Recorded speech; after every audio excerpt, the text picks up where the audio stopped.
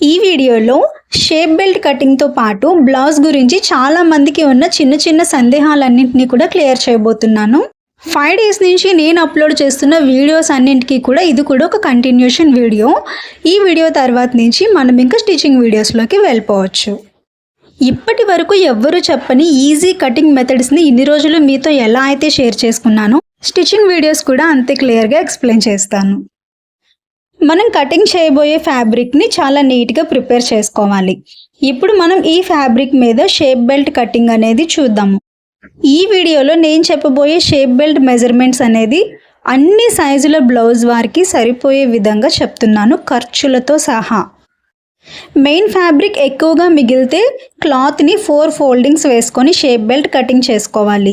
లేదు main fabric తక్కువగా ఉంది అంటే డబుల్ ఫోల్డింగ్ చేసుకొని షేప్ బెల్ట్ని కటింగ్ చేసుకోవాలి. ముందుగా మనం రిఫరెన్స్ లైన్ని గీసుకున్నాము. తరువాత షేప్ బెల్ట్ యొక్క హైట్ ఒకవైపు 4 ఇంచెస్ డ్రా చేస్తున్నాను. ఇది ఖర్చులతో కలిపి నేను 4 ఇంచెస్ తీసుకున్నాను. రిఫరెన్స్ లైన్ పైనుంచి కొలిచి తీసుకున్నాను 4 inches. And shape belt width వచ్చేసి ఈ బ్లౌజ్కి నేను కటింగ్ చేస్తున్న బ్లౌజ్కి 10 ఇంచెస్ తీసుకుంటున్నాను. మీరు ఎలా తీసుకోవాలి అంటే బ్లౌజ్ యొక్క నడుం కొలత ఎంతైతే ఉందో అంత కటింగ్ చేసుకోవాలి. ఈ చివరి వైపు 3.5 ఇంచెస్ మార్క్ చేస్తున్నాను. ఒకవైపు 4 ఇంచెస్ మార్క్ చేశాను, ఇంకో చివర 3.5 ఇంచెస్ మార్క్ చేసుకున్నాను. స్టార్టింగ్ నుంచి 4 ఇంచెస్కి ఒక మార్కింగ్ చేసుకొని ఈ 4 ఇంచెస్ మార్కింగ్ ఏదైతే ఉందో అక్కడ హైట్ని 3 ఇంచెస్ మార్క్ చేసుకుంటాము.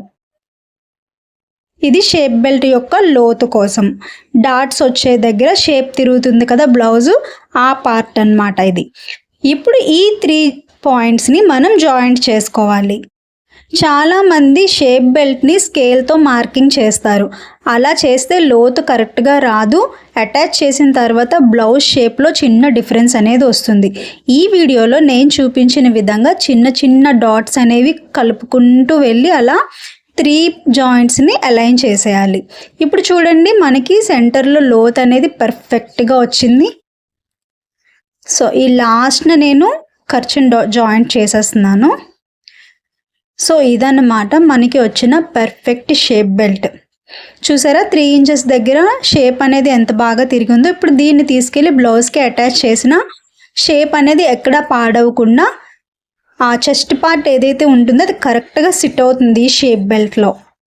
చిన్న సైజ్ వారికైనా పెద్ద సైజ్ బ్లౌజ్ అయినా దేనికైనా సరే ఇదే షేప్ బెల్ట్ కొలత. ఇంకొక కొలతని మీరు ప్రాక్టీస్ చేయాల్సిన అవసరమే లేదు. ఇది ఫాలో అయిపోతే అన్నింటికి సరిపోతుంది. అండ్ మన రిఫరెన్స్ లైన్ నుంచి కటింగ్ చేసేసి ఒకసారి ఈ షేప్ బెల్ట్ని కటింగ్ చేసి మీకు ఇంకా క్లియర్గా చూపిస్తాను. స్టిచ్చింగ్ చేసుకునేటప్పుడు ఎక్కడ టక్స్ తీసుకోవాలనేది ఒకసారి ఎక్స్ప్లెయిన్ చేస్తాను. లోతు కటింగ్ చేసేటప్పుడు కూడా మనం డ్రా చేసుకున్న గీత మీదే చాలా జాగ్రత్తగా కటింగ్ చేసి తీయాల్సి ఉంటుంది.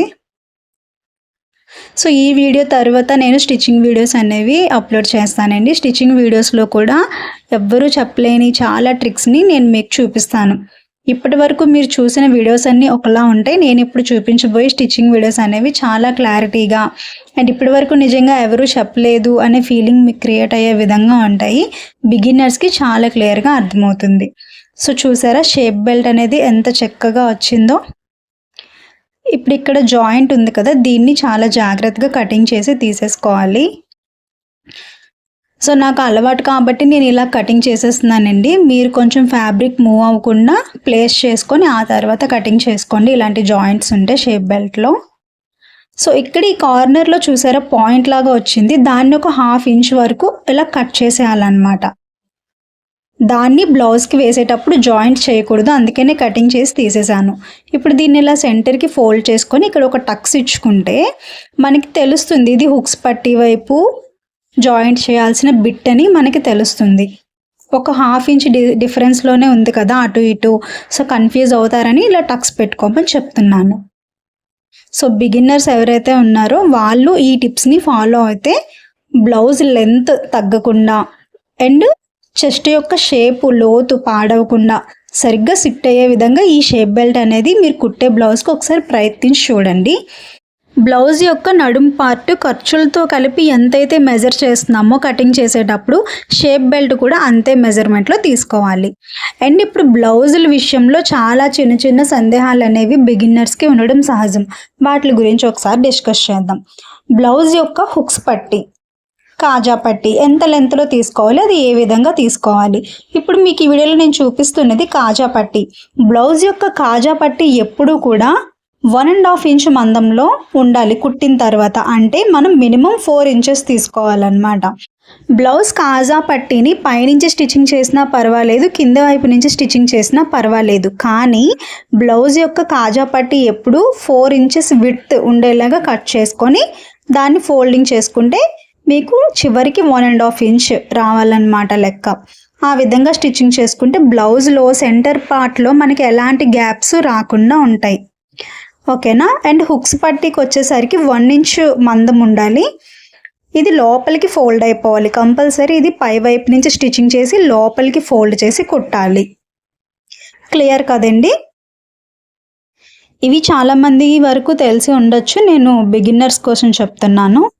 అండ్ బ్లౌజ్ యొక్క షేప్ పట్టి అనేది ఎప్పుడూ కూడా ఓవర్లోడింగ్ మెథడ్లోనే వేసుకోవాలి. అంటే అంచులు అనేవి బయటికి కనిపించకూడదు. షేప్ పట్టివి ఎప్పుడు కూడా ఇలా ఓవర్లోడింగ్ పద్ధతిలోనే అటాచ్ చేసుకోవడానికి ట్రై చేయండి. నేను స్టిచ్చింగ్ వీడియోస్ చెప్పేటప్పుడు మిగతా వివరాలన్నీ మీతో షేర్ చేసుకుంటాను. క్లియర్ కదా. అండ్ బ్లౌజ్ యొక్క బ్యాక్ పార్ట్లో కింద నడుం పట్టి వేస్తాం కదా బ్లౌజ్కి, అది ఎప్పుడూ కూడా మనం కటింగ్ చేసేటప్పుడు 2 ఇంచెస్ పీస్ని కటింగ్ చేసుకొని అటాచ్ చేసుకోవాలి. అటాచ్ చేసిన తర్వాత మనకి ఇది ఖర్చులు పోను 1 ఇంచ్ బెల్ట్ అనేది ఉంటుంది. సో వీడియోలో చూపిస్తున్న విధంగా 1 ఇంచ్ కరెక్ట్గా వచ్చేటట్టు మీరు 2 ఇంచెస్ బెల్ట్ని కటింగ్ చేసుకొని అటాచ్ చేసుకుంటే సరిపోతుంది. క్లియర్ కదండి. ఇక్కడ వరకు ఏమైనా డౌట్స్ ఉంటే మెసేజ్ చేయండి, నేను ఖచ్చితంగా అందరికీ రిప్లై ఇవ్వడానికి ట్రై చేస్తాను. సో ఈ సైజులో తీసుకుంటే పర్ఫెక్ట్గా ఉంటుంది అని చెప్తున్నాను.